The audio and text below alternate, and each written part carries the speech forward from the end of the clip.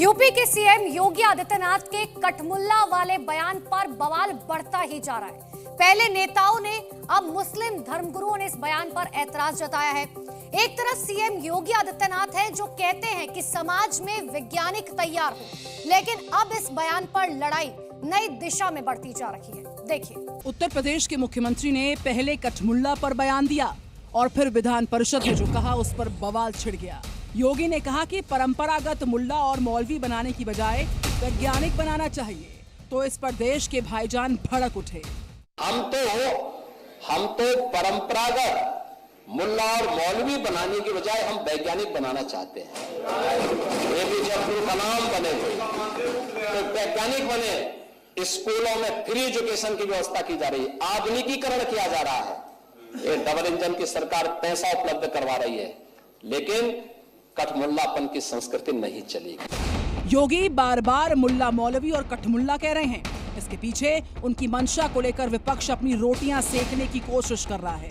इसे मजहबी रंग दिया जा रहा है। सियासी तो सियासी, मुस्लिम समुदाय के कुछ लोगों को भी योगी आदित्यनाथ की मुल्ला मौलवी वाली बातों पर ऐतराज है।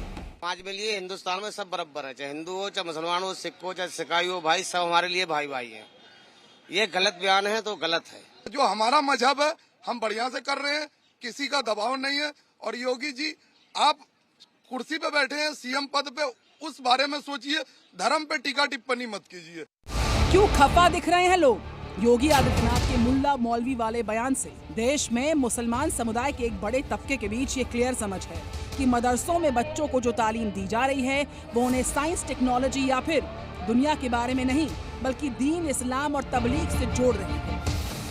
मदरसों की शिक्षा को परंपरागत नहीं बल्कि आधुनिक बनाने की जरूरत है, लेकिन कई मुस्लिम धर्मगुरुओं को इस पर ऐतराज हो गया है। सीएम योगी सिर्फ हिंदुओं के सीएम नहीं है और वो इस तरह के लफ्ज बोलकर कहीं न कहीं देश की बड़ी माइनॉरिटी को हट करने की कोशिश कर रहे हैं, जो अच्छी बात नहीं है। ये संविधान के भी विरुद्ध है, क्योंकि संविधान में धर्मनिरपेक्षता एक बहुत बड़ी चीज़ है जिसकी उन्होंने शपथ ली है। दूसरी बात यह है कि मुल्ला मौलवी जो है हमारी ज़रूरत है। मदरसों में जो बच्चे पढ़ते हैं वो मुसलमान की ज़रूरत है, चूँकि कुरान पढ़ाने के लिए, नमाज़ पढ़ाने के लिए, जनाजे की नमाज़ पढ़ाने के लिए, निकाह पढ़ाने के लिए, बच्चों को कुरान सिखाने के लिए, इस सारी चीज़ों के लिए हमें मौलवी चाहिए। अगर कोई मौलवी बनना चाहता है तो उसको मौलवी बनने से कोई नहीं रोक सकता, और अगर कोई वैज्ञानिक बनना चाहता है तो उसको वैज्ञानिक नहीं। ये छात्र की अपनी अपनी इच्छा के ऊपर है। उसकी इच्छा क्या है? उसकी डॉक्टर बनने की इच्छा है, उसकी इंजीनियर बनने की इच्छा है, उसकी वैज्ञानिक बनने की इच्छा है, या उसकी मौलवी बनने की इच्छा है। इस पे मैं समझता हूँ कि हमारे मुल्क के अंदर संविधान में कोई ऐसा क्लॉज नहीं है कि हमको पाबंद किया जाए कि आपको ये बनना है और ये नहीं बनना। इसका असर ये हो गया है कि कठमुल्ला, मुल्ला या मौलवी की एक अलग परिभाषा तलाशी जा रही है, और यही वजह है कि मुस्लिम मोहल्ले के रिएक्शन भी अलग अलग आ रहे हैं। उर्दू एक जबान है, उर्दू जबान के जरिए भी हम साइंटिस्ट बन सकते हैं, डॉक्टर बन सकते हैं, और बने हैं लोग, और हिंदी इंग्लिश के जरिए भी। ये तो एक जबान है।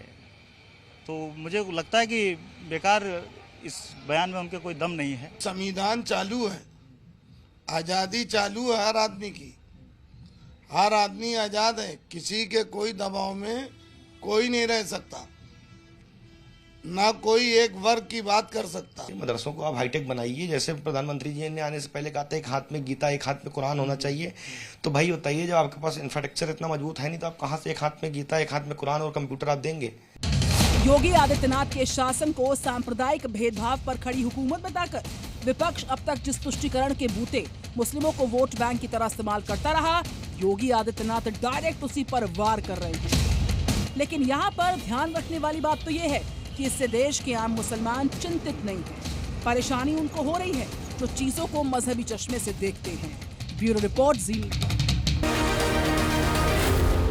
न्यूज़।